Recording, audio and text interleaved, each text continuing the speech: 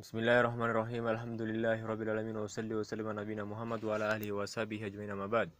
Explanation of a summary for العقيدة الهموية في ابن تيمية رحمه الله، وتربي البرية بتلخيص الهموية للشيخ الإسلام ابن تيمية، شرعه إمام محمد بن صالح العثيمين، explained by Imam Muhammad bin Salih al-Uthaymeen رحمه الله. And today we read chapter 19, the emergence of Ta'wil and its origins.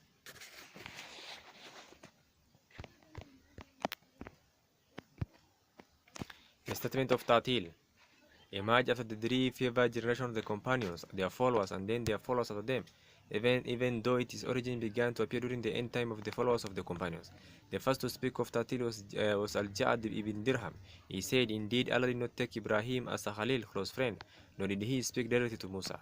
So he was killed by Khalid bin Abdullah al-Qasri, who was the governor of Iraq during that time, of Hisham ibn Abdul Malik. He came out to the prayer ground on the day of Eid with Al-Jad ibn Dirham chained up. He then gave the sermon and said, "O people, may Allah accept your sacrifice, for I will kill sacrifice Al-Jad ibn Dirham."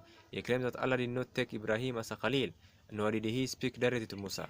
He then descended from the Imam's stand and killed him on the Eid of the sacrifice, Eid al-Adha, in 119 Hijrah.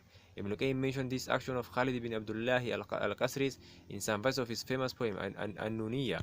After Al-Jad spoke of Tatil, another man known as Al-Jahm ibn Sufyan began speaking about it. It is to him that the methodology of Jahmiyyah is attributed, because he is the one who spread it. He was then killed by Salim ibn Ahwaz, the companion of Nasir ibn Sayyar, that was in Khurasan in the year 120 Hijrah. In the 2nd century, the books of the Romans and Greeks were translated into Arabic, and the matter of Ta'til increased even more in harm and severity. Then in the 3rd century, the teachings of the Jahmiyyah were widespread. Due to the Bishr ibn Ghiyad al-Marisi and his group, the Imams of the Sunnah have all criticized them, most declaring them to be disbelievers or misguided.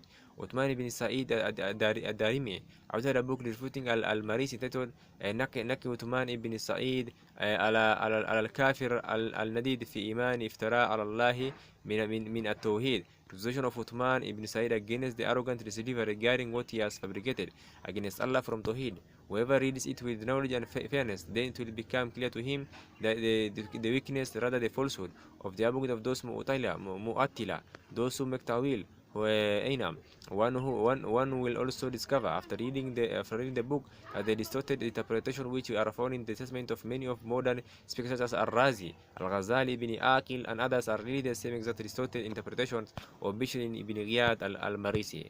As for the origins of Ta'til, then they are from the Jews, the Mushrikun, and the misguided ones from the Sabians, those who worship the heavenly bodies, and the philosophers. Al-Jad ibn Dirham took his teaching. Al-Jad ibn Dirham took his teaching. It is said from Aban ibn Sam'an, who learned from Talut, who learned from Labid ibn al-Asam, the Jew who performed magic on the Prophet ﷺ. It also said that Al-Jad was from the place called Haran, which was a land full of mushrikeen, Sabians, and philosophers, and undoubtedly,